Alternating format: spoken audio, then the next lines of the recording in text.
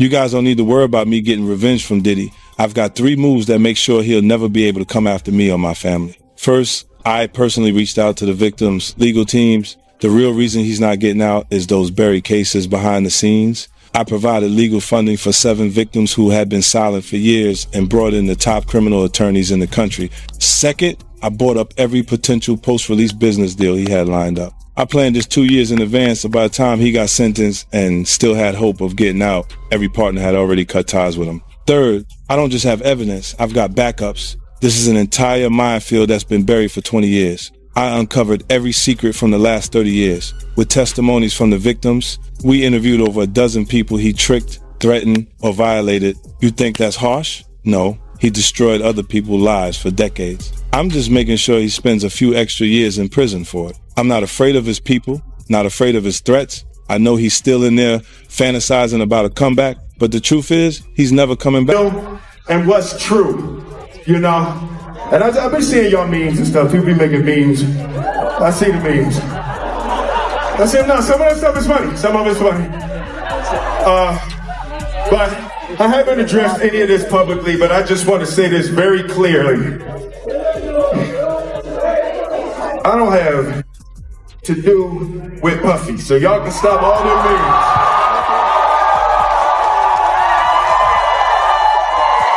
I can stop all of that. I ain't been nowhere near no damn freak off. Listen, I do enough of my own. Don't be putting me in other people. You don't have to be concerned about me exacting revenge on Diddy. I have 3 strategies that guarantee he will never be able to pursue my family or me. Initially, I personally contacted the legal teams of the victims. Those hidden cases behind the scenes are the true reason he isn't leaving. I got together the best criminal lawyers in the nation and gave 7 victims who had been silent for years legal funding. Second, I took advantage of every possible post-release business opportunity he had planned. This was something I had planned for 2 years. However, all of his partners had already severed their relationship with him by the time he was sentenced and still had hope of being released. Thirdly, I have more than simply proof. I have backups. For 20 years, this entire minefield has been hidden. With the help of the victims' testimonials, I was able to uncover every secret from the previous 30 years. We spoke with more than a dozen individuals whom he had deceived, intimidated, or harmed. Do you consider that to be harsh? No.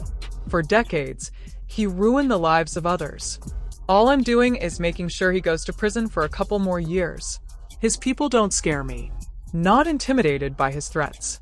I am aware that he continues to fantasize about making a comeback, but the reality is that he will never return. We're dating J-Lo.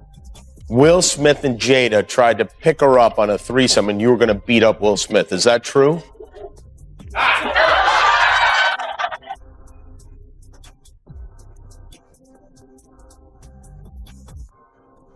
You really heard that? Nah. What? Yeah, I watched it on the internet. You're telling me I can't believe everything I read? What? I don't know what you're talking about.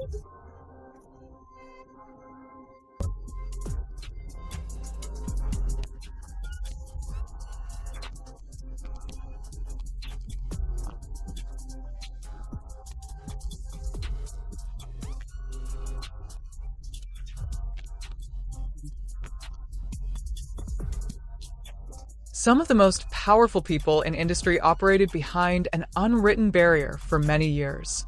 Not because there weren't any questions, but rather because most people weren't ready to assume the risks involved in challenging the system.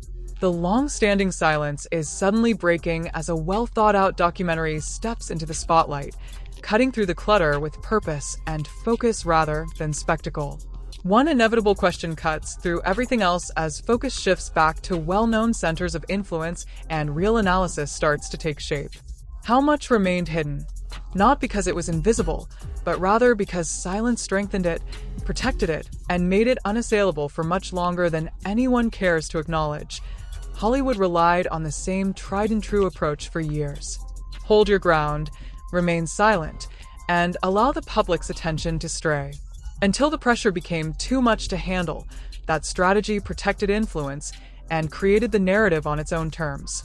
Now, a documentary comes at a tipping point when evasion fails and unanswered questions resurface because silence has lost its hold and distraction no longer provides cover. Should have never slapped Chris. I'm not watching the movie. It's not happening. You don't understand. Do you understand why he slapped Chris? Did you see in that moment from probably what he was dealing with? What was he dealing with? What the fuck was he dealing with? Something made him slap his brother. No, something didn't make him snap anything. He laughed at that bad joke that Chris said like everybody else. And then Jada looked at him and it was like the Manchurian Candidate. Not the Manchurian. Real life. It ain't real life. It ain't real life. Real life street star. Know what time it is. Now, I have to ask before we get out, because I don't want to forget it. Your earrings just reminded me of Black Power, Black Excellence, and I just need your take on it because Emancipation comes out in 1 hour. Came out December 9th, which is today's the 9th, right? That's such a fucking below the belt fucking question. No, but I just got It's the only below the belt question that you ask because you already know what's gonna happen. Don't front. We've been down there. Fuck Will Smith. No, wait. He can kiss my ass. Wait. He should have never slapped Chris. I'm not watching the movie. Damn it. It's not happening. You don't understand. Do you understand why he slapped Chris? Did you see in that moment from probably what he was dealing with? What was he dealing with? Shit, I don't know. What the fuck was he dealing with? Something made him slap his brother. No, something didn't make him snap anything. He laughed at that badass joke that Chris said like every fucking body else. And then Jada looked at him and it was like the Manchurian Candidate. Not the Manchurian. Not the Manchurian. God damn it.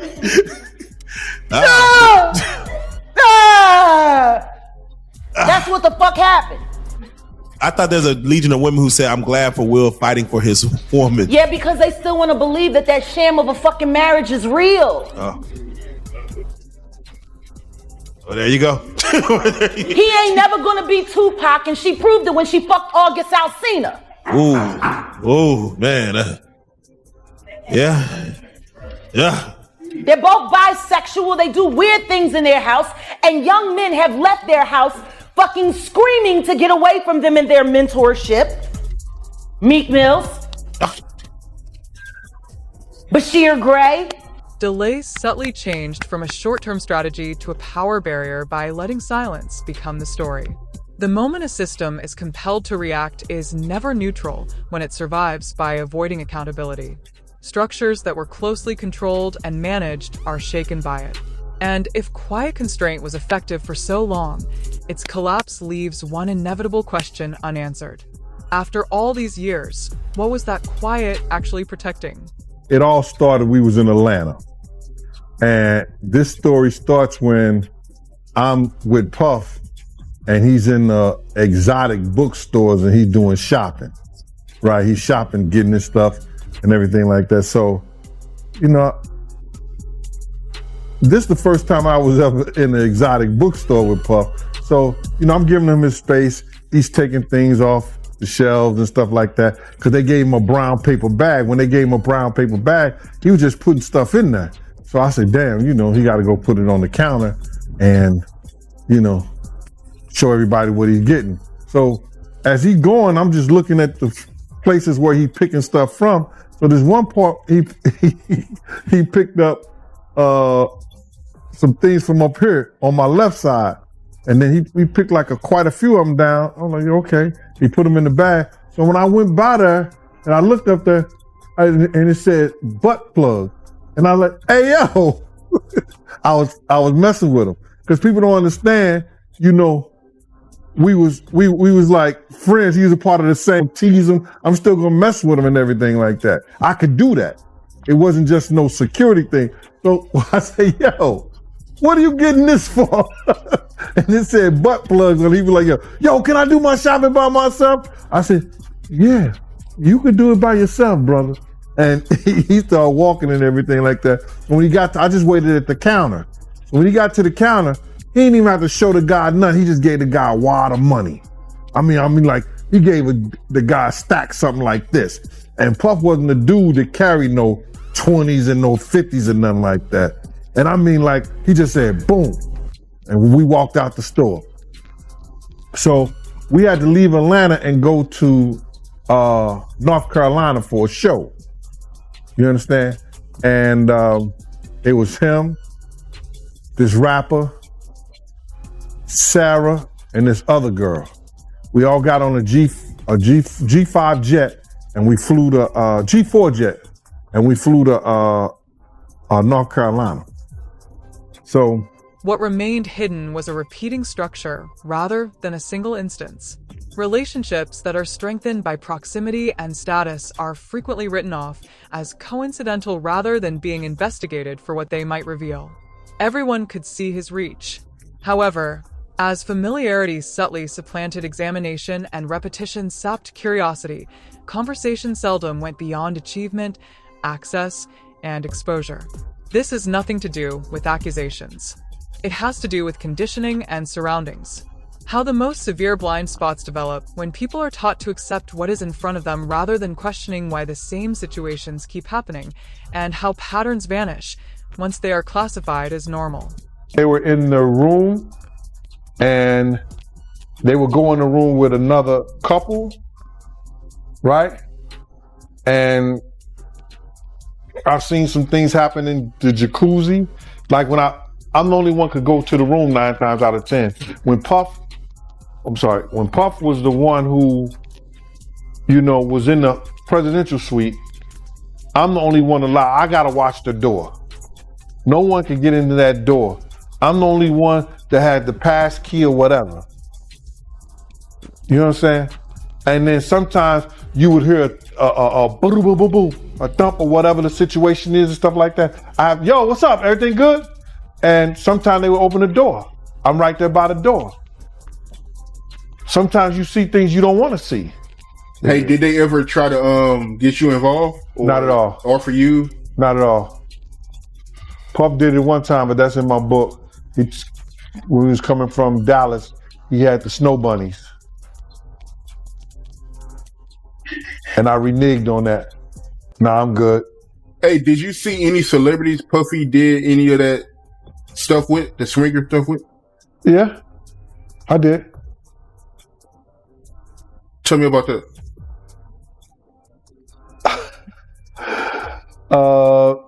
I think I told you about that. One time, him and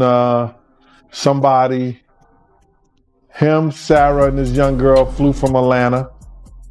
And they, and flying from Atlanta, we had this artist with us, right? And we were staying in the presidential suite at the hotel. And this particular artist and Puff, they told me, don't let nobody come in the room. So I said, all right, cool. So I propped my chair by the room. Power hardly ever runs in a Hoover. It travels by influence and access. Those drawn into its domain frequently benefit covertly over time, while hidden expenses accumulate out of sight. Distance is rarely coincidence in buildings such as this. It is a deliberate decision influenced by self-preservation, awareness, and strategy rather than chance or happenstance. Movie Emancipation, how the fuck you gonna play in a movie called Emancipation and you can't emancipate yourself? Ooh. Bars. Cause you trapped in a hole. My nigga, you trapped in a hole. This bitch clowning you day after day after day after day. And once again, I hate saying these things because their children are dope. But Jaden's kind of MIA. And considering that he emancipated from their household at 16 and refused to come back even to do family interviews. You know? Yeah. Willow's just kind of, she's dope. Too much shit happened in that fucking house. Too much shit happened in that fucking house. And meanwhile, I go to jail for defending my child and these niggas don't even get a CPS fucking visit for the kind of shit they kids see. You know? There you go. So yeah, I'll watch the movie when, you know, I'll watch Emancipation when he emancipates himself from the hell that he lives in, that he tries to call marriage with that woman who still wished Tupac was alive. Power hardly ever runs in a Hoover. It travels by influence and access. Those drawn into its domain frequently benefit covertly over time, while hidden expenses accumulate out of sight. Distance is rarely coincidence in buildings such as this. It is a deliberate decision influenced by self-preservation, awareness, and strategy rather than chance or happenstance.